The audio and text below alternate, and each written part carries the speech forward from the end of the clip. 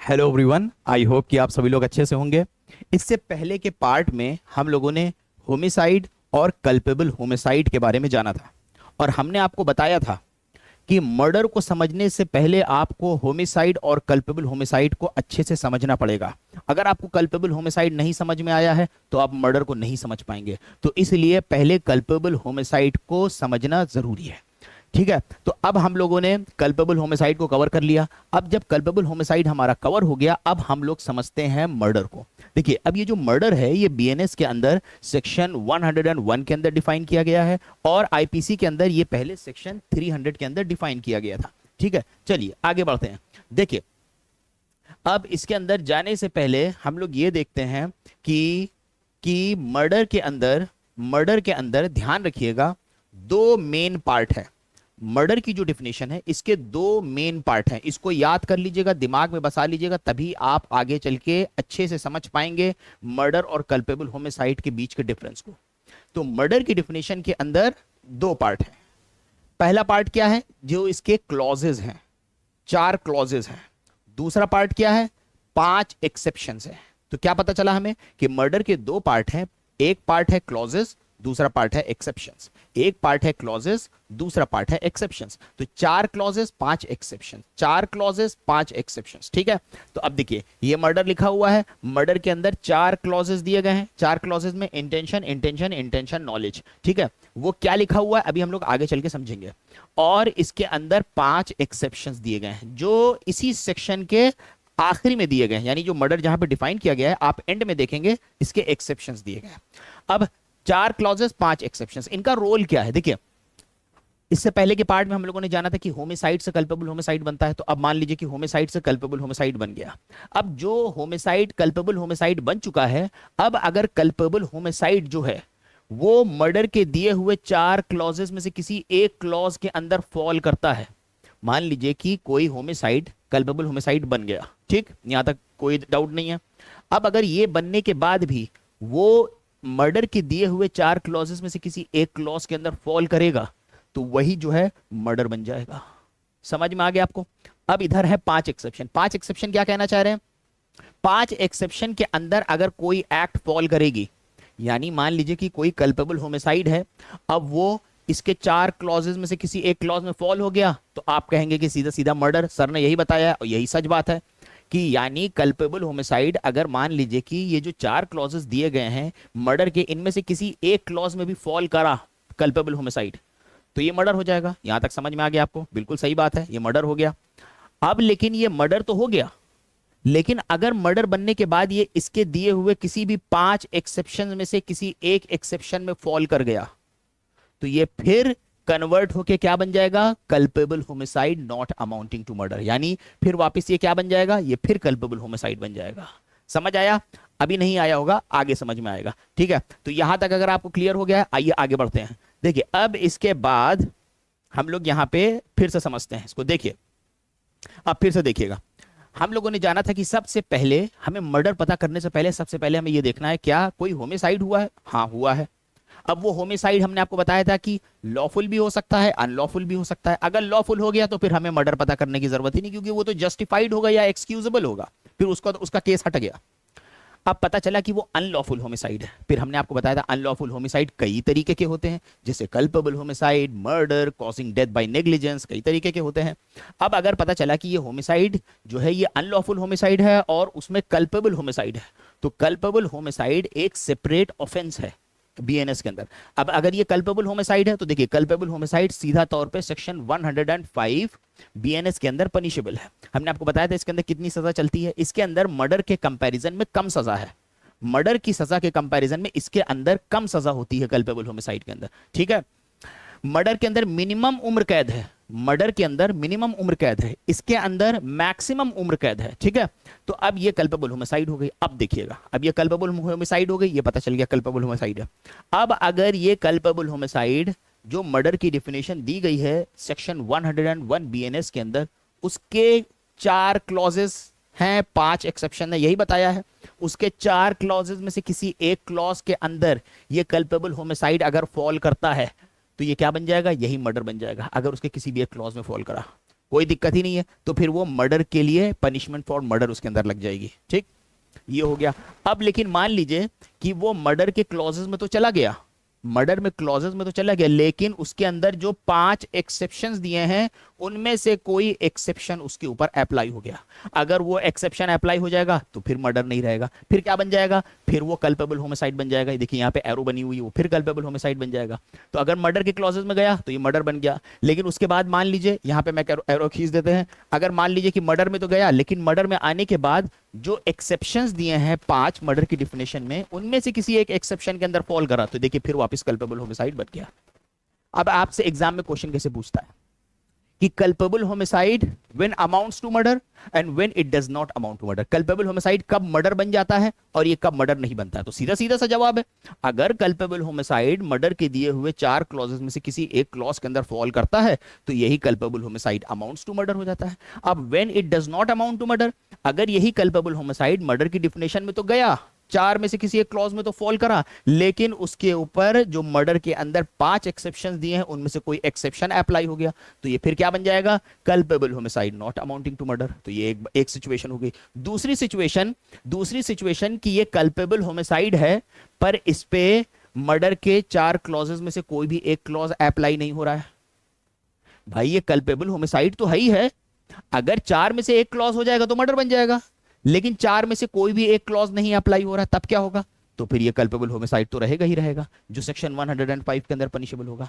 तो इन 2 सर्कमस्टांसेस में देखिए, एक इस सर्कमस्टांसेस में और एक इस सर्कमस्टांसेस में जिसके अंदर वो मर्डर में जा ही नहीं रहा है, उस जगह पे कल्पेबल होमिसाइड जो होगा वो नॉट अमाउंटिंग टू मर्डर होगा। ठीक है, आइए अब हम लोग देखते हैं मर्डर की डेफिनेशन जो सेक्शन 101 बीएनएस के अंदर दी गई है। अब आपको पढ़ने में बहुत मजा आएगा और समझ में आएगा अच्छे से।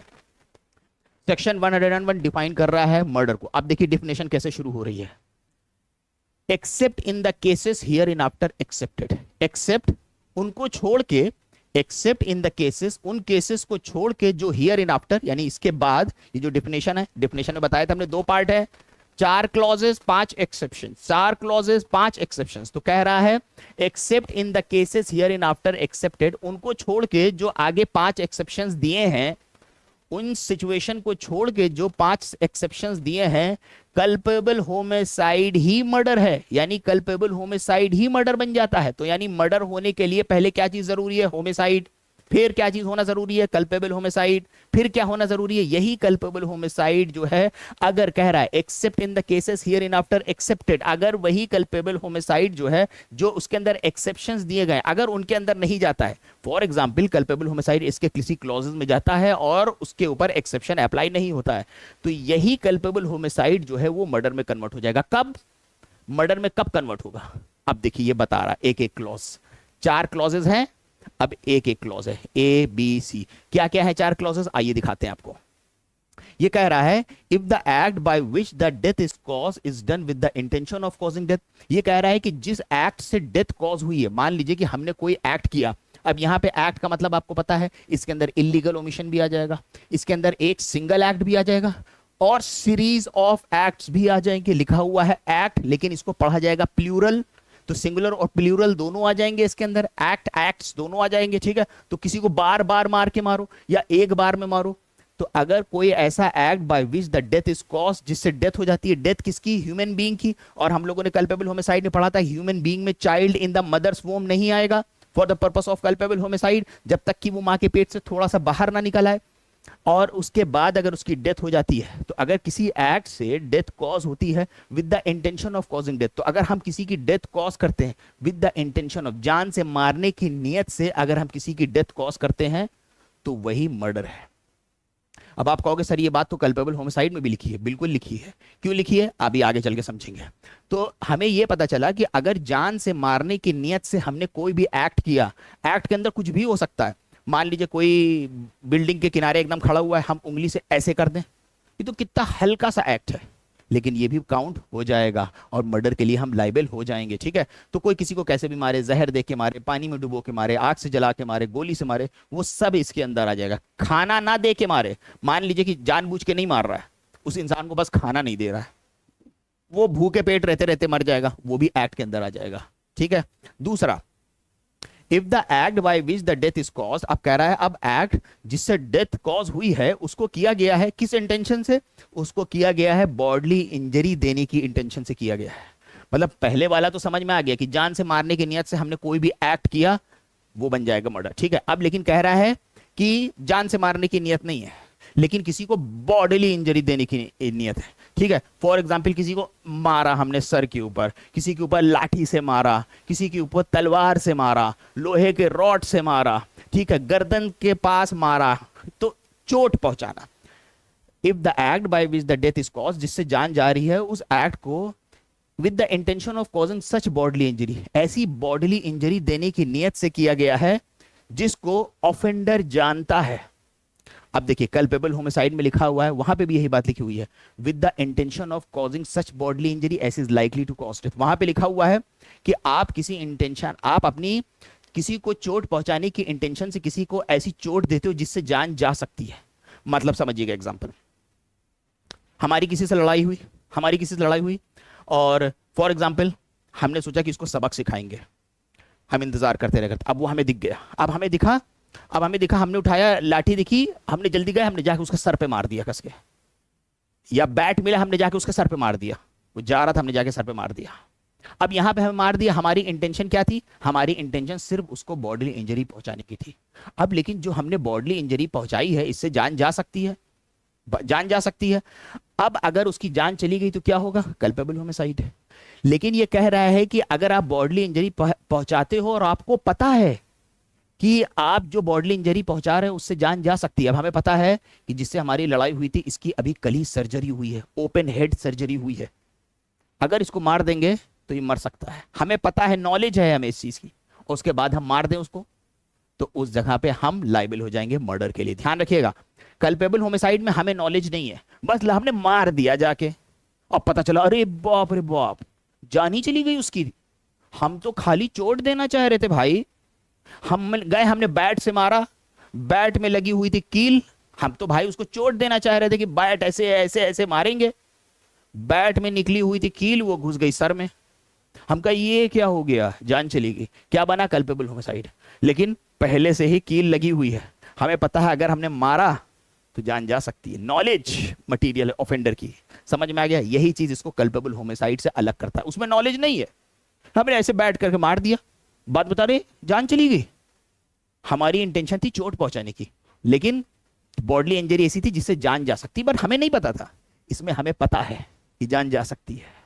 समझ आ रहा है आप लोगों को? आइए आगे बढ़ते हैं।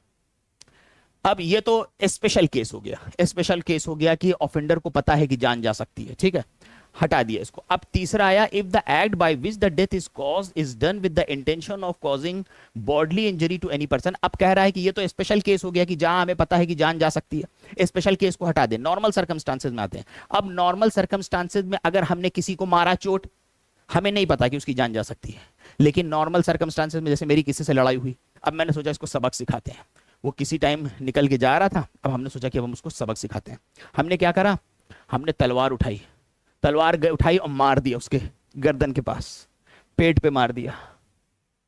अब यहां पे मेरी जान लेने की नियत नहीं है, इंटेंशन जान से मारने की नहीं है, लेकिन ये कह रहा है कि भले ही आपकी जान से मारने की इंटेंशन ना हो, लेकिन जो चोट आपने पहुंचाया है वो क्या है, वो सफिशिएंट है ऑर्डिनरी कोर्स में जिसमें जान चली जाती है, जिसमें जान चली जाती है, भले ही हमारी नियत नहीं थी। तो हमने क्या करा, हमने तलवार से मारा, तलवार से यहां पे जख्म लग गया, या पेट में जख्म दे दिया, या कनपटी पे बहुत कस के मारा।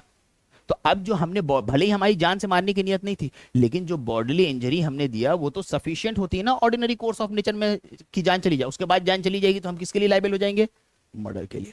अब उसके बाद डी क्लॉज आता है जो हमें बताता है, नॉलेज की बात करता है। इससे पहले आपने देखा तीनों में इंटेंशन की बात करी गई है, इंटेंशन इंटेंशन इंटेंशन, अब आया है नॉलेज।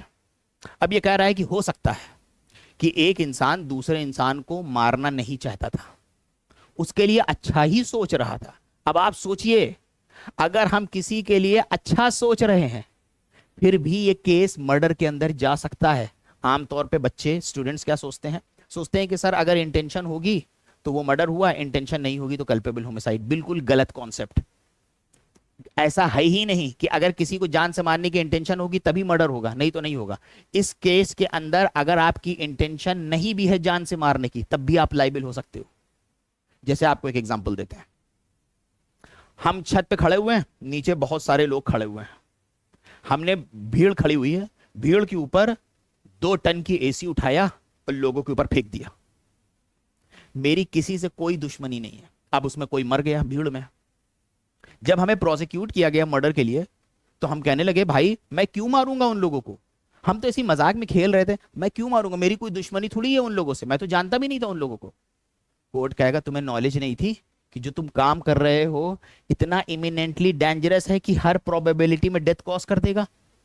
यानी अगर भीड़ है और भीड़ के ऊपर आप गोली चला दो, यानी भीड़ वाली रोड है उसके ऊपर 100 की रफ्तार में कार भगा दो, सब लोग खड़े हुए रोड पे 100 की रफ्तार पे कार चला दो, तो यहां पे आपको नॉलेज इंप्यूट कर दी जाएगी कि आपको पता है, क्योंकि काम जो आप कर रहे हो ये इतना खतरनाक है कि हर प्रोबेबिलिटी में डेथ कॉज कर देगा और ऐसी इंजरी दे देगा जिससे जान जा सकती है, और ये काम आप करते हो विदाउट एनी रिस्क, बिना किसी रिस्क, बिना किसी एक्सक्यूज के ये काम करते हो, बिना किसी एक्सक्यूज के काम करते हो। जैसे कि फॉर एग्जाम्पल एक औरत थी, उसका हस्बैंड उसको बहुत मारता पीटता था, तो अपने हस्बैंड से बचने के लिए वो क्या करने लगी, वो चली गई स्टेशन से, सोचने लगी कि हम वहां से चल के अपने घर चले जाएंगे। हस्बैंड दौड़ता दौड़ता आ गया, जब उसने देखा अपने हस्बैंड को तो वो पैनिक हो गई, पैनिक हो गया, अपने बच्चे को लिए हुई थी, दौड़ना शुरू कर दिया, उसने कुएं में छलांग लगा दिया, और जब कुएं में छलांग लगा दिया बच्चा मर गया, औरत बच गई, औरत को प्रोसिक्यूट किया गया मर्डर के लिए।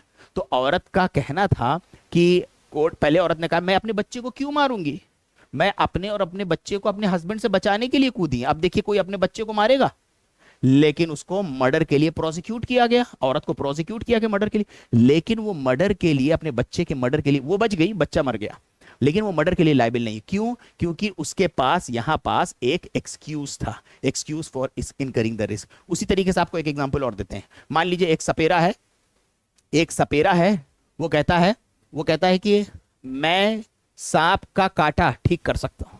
सांप लिए रहता है और कहता है मैं सांप का काटा ठीक कर सकता हूं। जो लोग देख रहे होते हैं उनमें से एक आदमी कहता है कि अच्छा चलो ठीक है, ठीक कर दो, कहता है हाँ ठीक कर देंगे। सबको कहता है कि मैं सांप का काटा ठीक कर सकता हूँ, मेरे पास इसका क्योर है। तो एक आदमी कहता है ठीक है, उसके हाथ पे सांप से कटवाता है, जब सांप से उसने कटवाया और सामने वाला जिसको कटवाता है उसकी जान नहीं बचा पाता है, उसकी जान चली जाती है। अब जब जान चली जाती है तो वो कहता है कि मेरी नीयत अच्छी थी, मैं लोगों को अपनी दवाई बेच रहा था कि सांप से काटने वाली दवा लोग खरीदें, मेरी नीयत बहुत अच्छी थी, मेरी कोई नीयत नहीं थी जान से मारने की। तो बताइए क्या वो लाइबल होगा मर्डर के लिए? कमेंट करके बताइए। अब सुनिए, बिल्कुल लाइबल हो जाएगा मर्डर के लिए, हालांकि उसकी कोई इंटेंशन नहीं थी मारने की उसको, वो तो अपनी दवा बेच रहा था ये दिखा कि ताकि लोगों को उससे फायदा पहुंचाए, यानी लोगों को अपनी दवा बेच सके। लेकिन कोर्ट ने क्या माना कि ये मर्डर बनेगा। क्यों? भले ही सामने वाले ने अपनी कंसेंट दे के कटवाया है, लेकिन उसकी जो कंसेंट हासिल करी गई वो कंसेंट मिसकंसेप्शन ऑफ फैक्ट के बेसिस पे हासिल करी गई। ये केस मर्डर का बन गया। क्यों? क्योंकि उसको नॉलेज थी कि नहीं कि वो जो काम कर रहा है वो इतना खतरनाक है कि उसमें हर पॉसिबिलिटी में जान जा सकती है। समझ में आ गया? यही 4 क्लॉजेज हैं मर्डर के अंदर। ठीक है, अब इसके अंदर आइए हम आपको इसके एक्सेप्शन भी कवर करा देते हैं। एक दो इलस्ट्रेशंस इसके देख लेते हैं, कई सारे इलस्ट्रेशंस हैं, आप इसको देख लीजिएगा। अगर आपको कोई डाउट आता है इसको पढ़ने में, इसके इलस्ट्रेशन में, तो हमारा नंबर आपको पता होगा 8840961324। तो आप वहां पे व्हाट्सएप के जरिए मैसेज करके आपके जो भी डाउट्स होंगे, भले ही आपने हमारा कोर्स लिया होगा नहीं लिया होगा, आप पूछ सकते हैं। तो हमारा नंबर नोट करते हुए चलिए कि हमारा नंबर है 8840961324। आप इस क्लास के लिए स्पेशली, अगर आपको, क्योंकि ये काफी कॉम्प्लिकेटेड टॉपिक है, आपको कोई भी डाउट होता है मर्डर में, कल्पेबल होमिसाइड में, उसके इलस्ट्रेशन को समझने में, उसके एक्सेप्शन को समझने में, क्लॉज को समझने में, आप इस नंबर पे 8840961324 पे व्हाट्सएप पे मैसेज डाल के, और आप व्हाट्सएप पे मैसेज डाल दीजिएगा और बोल दीजिएगा, मैसेज में बोल दीजिएगा M इंटू C, यानी मर्डर इंटू कल्पेबल होमिसाइड। ये आप डाल दीजिएगा, ये समझ लीजिए कोड है, ताकि हमें पता चल जाएगा कि आपने ये वीडियो देखी है। ठीक है, आप जो पूछोगे मैं बता दूंगा इस टॉपिक से रिलेटेड। ठीक, आइए आगे बढ़ते हैं। अब इसके अंदर कुछ इलस्ट्रेशन है। ए ने जेड के ऊपर गोली चलाई, जान से मारने की नियत से, जेड की मौत हो गई, क्या हो गया? मर्डर। ए जानता था कि जेड जो है उस किसी बीमारी से गुजर रहा है, अभी हमने आपको बताया था, जो इसका सेकंड वाला क्लॉज था कि उसको अगर एक ब्लो मारेंगे उसकी जान जा सकती है, उसकी जान चली गई तो ए लाइबल हो जाएगा मर्डर के लिए। A is guilty of murder although आमतौर पे किसी को सर पे घूसा मार देने से या एक ब्लो से जान नहीं जा सकती है। लेकिन अगर ए को नहीं पता है कि जेड को कोई सीरियस बीमारी है, नहीं हमें नहीं पता है कि किसी का सर की सर्जरी हुई हुई है, और हम उसको जाके कस के मारें जिसमें आमतौर पर लोगों की जान नहीं जाती, फिर वो मर गया तो फिर मैं लाइबल नहीं होऊंगा। ठीक है। would not in the ordinary course of nature kill a person in a sound state of health, here although he may intend to cause bodily injury is not guilty of murder, तब फिर हम murder के लिए liable नहीं होंगे। ठीक है। उसी तरीके से A intentionally give Z a short cut, A जो है जेड को इंटेंशनली एक तलवार का कट देता है, या क्लब वून जो आमतौर पे सफिशिएंट होता है डेथ कॉज करने के लिए, of a man in the ordinary course of nature, Z की डेथ हो जाती है, ए लाइबल होगा मर्डर के लिए। ठीक है। आइए, ये हो गए इसके क्लॉजेस। अब देखिए एक्सेप्शंस, देखिए क्या है इसके। अब यहां पे हम आपको एक्सेप्शंस करवाते हैं। देखिए ये 4 क्लॉजेस हो गए, intention to cause death, intention to cause such bodily injury as the offender knows likely to cause death, intention sufficient in the ordinary course of nature, और नॉलेज। अब एक्सेप्शंस क्या है देखिए, मान लीजिए अभी आपको समझ में आ जाएगा ये एक्सेप्शन कैसे केस को मर्डर से कल्पेबल होमिसाइड में कन्वर्ट कर देता है। मान लीजिए कि ए ने बी के ऊपर गोली चलाई, ए ने बी के ऊपर, बी को जान से मारने की नियत से बी के ऊपर गोली चलाई, बी मर गया। ठीक, बी मर गया। अब जैसे ही पुलिस पकड़ेगी ए को, वो तुरंत क्या करेगी आपको पता है, मर्डर का चार्ज लगा देगी। जैसे पहले 302 लग जाता था, लगा देगी। ठीक है। अब मतलब क्योंकि पुलिस इतना बारीकियां नहीं जा पाएगी, पकड़ पाएगी, कल्पेबल होमिसाइड है, मर्डर है, इसके लिए स्पेशल स्किल चाहिए, स्पेशल फील्ड चाहिए, प्रैक्टिसिंग होना चाहिए पर्सन लीगल फील्ड में, तभी वो पता पकड़ पाएगा कि कल्पेबल होमिसाइड है, मर्डर। पुलिस इतनी जानकारी नहीं रखती है, वो क्या करेगी तुरंत मर्डर लगा देगी। ठीक है, मर्डर में चला गया केस। अब देखते जाइएगा कि कैसे एक्सेप्शन अप्लाई होता है। मर्डर में चला गया, केस चलने लगा, ट्रायल शुरू हो गया। अब जब ट्रायल शुरू हुआ, ए को प्रोसिक्यूट किया गया कि ए ने बी को जान से मारने की नियत से मार डाला। ठीक है, प्रोसिक्यूशन ने ए की गिल्ट को स्टैब्लिश कर रहा है प्रोसिक्यूशन। लेकिन ए ने कहा हां मैंने मारा है, इसने कहा मैंने मारा, लेकिन इसने मर्डर के 5वें एक्सेप्शन का क्लेम कर दिया। इसने ये कहा कि मैंने बी को मारा है लेकिन बी की कंसेंट से मारा है, और बी की एज 18 साल के ऊपर है। बी बहुत परेशान था, बहुत सारी उसको दिक्कतें थी लाइफ में, फाइनेंशियल दिक्कत, बीमारी की दिक्कत, कई सारे इशू थे। उसने मुझे कहा कि मुझे मार दो, और मुझे उसने बहुत कन्विंस करा कि इससे मुझे बहुत सुकून मिलेगा, बहुत सारे एक्सप्लेनेशन दिए कि ए ने बी की कंसेंट से मारा, और ये साबित हो गया कोर्ट में कि बी ने ए को मारा है बी की कंसेंट से। तो ए ने बी को बी की कंसेंट से मारा, और बी की एज 18 साल के ऊपर। जैसे ही ये बात साबित हुई कोर्ट के अंदर, जैसे ही एक केस भी है इसके ऊपर, एक हस्बैंड था, वो कई बार क्लास 10th में फेल हो चुका था, तो उसने अपनी बीवी से कहा कि मैं जा रहा हूं जान देने। तो बीवी ने कहा अगर जान देने जा रहा हो पहले हमें मार दो, उसके बाद अपने आप को मारना। उसने अपनी बीवी को मार डाला। अपने आप को मारने ही जा रहा था कि पकड़ गया, अपने आप को मारने ही जा रहा था कि पकड़ गया। जब पकड़ गया, अब वहां पे भाई उसने अपनी बीवी को तो मारा है जान से। उसने भी कहा कि हमने अपनी बीवी को उसकी कंसेंट से मारा, बीवी ने कंसेंट दी थी मार देना। अब जैसे ही कोर्ट में साबित हुई कंसेंट, तो अब बताइए क्या ये मर्डर बनेगा? तो इसका जवाब है नहीं। तो पुलिस ने लगा दिया था 302, यानी जो मर्डर का पनिशमेंट फॉर मर्डर है, लेकिन मर्डर साबित नहीं हो पाया। क्यों? इसके ऊपर 5वां एक्सेप्शन अप्लाई हो गया, कंसेंट वाला। तो अब ये केस क्या बन गया? ये केस बन गया culpable homicide not amounting to murder, तो जो पनिशेबल होगा 105 बीएनएस के अंदर। इस तरीके से एक्सेप्शंस अप्लाई होते हैं। समझ में आ गया? उसी तरीके से एक और एग्जांपल देते हैं। ए ने, जैसे एक एग्जांपल दीजिए, आपको समझाते हैं, आपको समझ में आ जाएगा। मान लीजिए कि ए ने बी को जान से मार डाला, ए ने बी को जान से मार डाला, यह साबित हो गया, प्रोसिक्यूशन ने साबित कर दिया कि ए ने बी को मारा है जानबूझ के, गोली चला के मार डाला। ठीक है, ये साबित हो गया, ट्रायल चलने लगा। अब ट्रायल के दौरान ए ने बताया कि बी मेरी वाइफ थी, मैंने उसको इसलिए मारा क्योंकि मैंने उसको एक सेक्सुअल इंटीमेसी, किसी दूसरे मर्द के साथ वो सेक्सुअल इंटीमेसी कर रही थी। मैं घर आया, मैंने उसको देखा वो ऐसा कर रही थी, मेरे पास बंदूक रखी थी, मैं अपने आप को रोक नहीं पाया, मुझे ग्रेव एंड सडन प्रोवोकेशन हो गया, मैं रोक नहीं पाया और बंदूक निकाल के मैंने गोली मार दी। अब देखिए, नियत थी मारने की, भाई बिना नियत के कैसे मार देगा, नियत थी मारने की, सीधा सीधा केस मर्डर का बनना चाहिए, लेकिन मर्डर का एक्सेप्शन 1 अप्लाई हो गया इसके अंदर। समझ में आ गया आप लोगों को? तो इस तरीके से एक्सेप्शंस काम करते हैं। हालांकि अब आप जैसे ये बोलोगे कि सर वाइफ का जो एक्शन था वो भी गलत था, और वाइफ ने जो किया है तो हम उसको कल्पेबल होमिसाइड के अंदर क्यों ला रहे हैं, हमें तो हस्बैंड को सजा ही नहीं देनी चाहिए, कोई भी होगा ग्रेवली प्रोवोक हो जाएगा। देखिए, एडल्ट्री पहले जो है हमारे यहाँ ऑफेंस होता था, जिसमें आप जो है जो एडल्ट्री कर रहा होगा, फॉर एग्जांपल जो कोई दूसरा मर्द होगा किसी की वाइफ के साथ अगर कर रहा होगा, तो आप उसको प्रोसिक्यूट कर सकते हैं।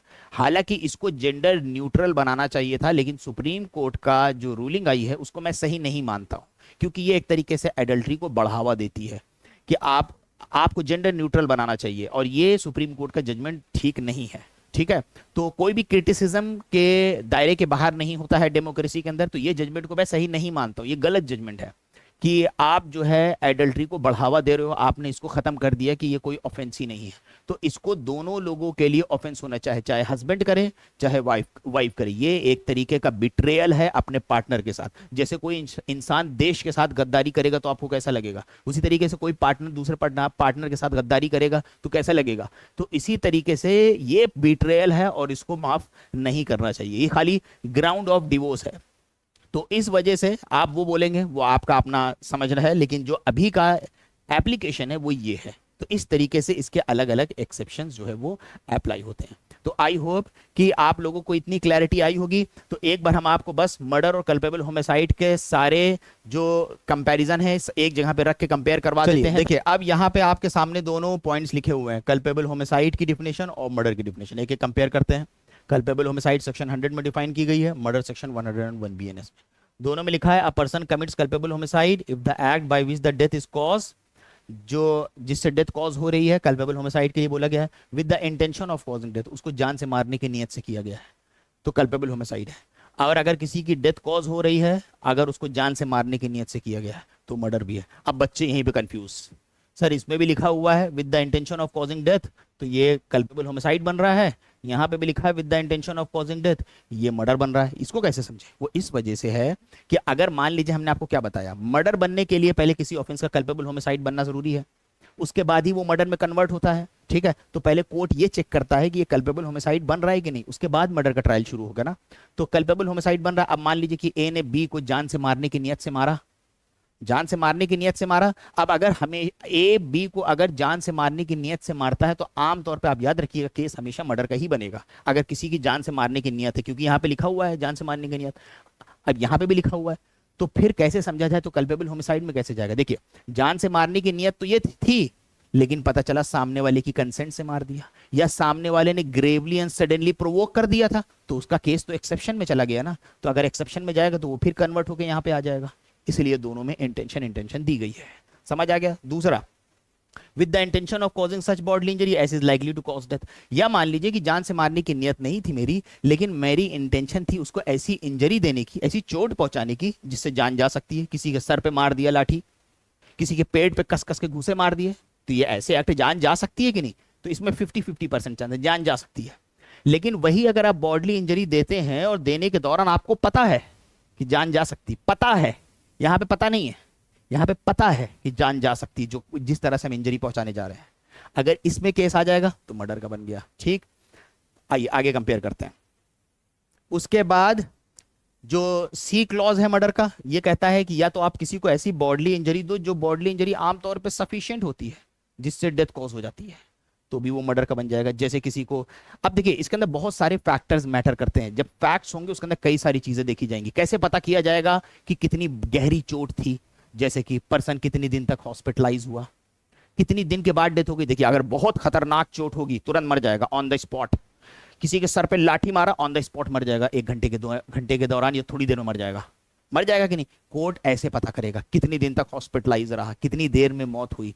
उसके साथ साथ कोर्ट ये देखेगा कितनी गहरी चोट थी। अगर पता चला कि हल्का सा क्रैक पड़ा है यहाँ पे, तो पता चलेगा बहुत कस के नहीं मारा गया है। अगर पता चला कि स्कल टूट गया, हड्डी अंदर चली गई, खून जम गया, इसका मतलब है बहुत कस के मारा गया है, तो भले ही लाठी का इस्तेमाल किया गया होगा लेकिन वो केस चला जाएगा मर्डर के अंदर, और भले ही लोहे का इस्तेमाल किया गया लेकिन हल्के से मारा गया है, लोहे का इस्तेमाल किया है, हल्के से मारा, भाई पोस्टमार्टम होगा, रिपोर्ट आएगी कि नहीं कि कितनी ज्यादा इंजरी थी सर में, पता चला मारा लोहे से, कह दिया अरे सर लोहे से मारा था, लोहे से मारा था, मर्डर है। जब मेडिकल रिपोर्ट आई उसके अंदर पता चला कुछ नहीं, बस हल्का सा एक स्वेलिंग आ गई है। तो क्या पता चला, था लोहे से लेकिन स्वेलिंग आ गई है, मर्डर में नहीं जाएगा क्योंकि ज्यादा जोर नहीं लगाया है। ये फैक्टर्स कोर्ट देखता है। आगे knowledge, with the knowledge that the act is likely to cause death, इसके अंदर भी नॉलेज कहा गया कि या तो आपको नॉलेज हो कि जो आप एक्ट कर रहे हैं जिससे जान जा सकती है। मान लीजिए कि नीचे जैसे भी हमने आपको एग्जाम्पल बताया एसी को फेंकने वाला, हम भीड़ के ऊपर एग्जाम्पल फेंकेंगे, किसी की जान चली गई तो ये चला गया, भीड़ नहीं है लोग आ जा रहे हैं तब हम एसी फेंक देते हैं तो उसमें चांस है ना किसी की जान जा सकती है, और चली गई तो कल्पेबल होमिसाइड। ठीक है, तो आई होप कि आप लोगों को क्लैरिटी आई होगी, दोनों के अलग अलग पनिशमेंट बताई गई है अलग अलग सेक्शन में, उसी के साथ साथ इनके अटेम्प्ट की पनिशमेंट भी बताई गई है, वो अलग अलग है।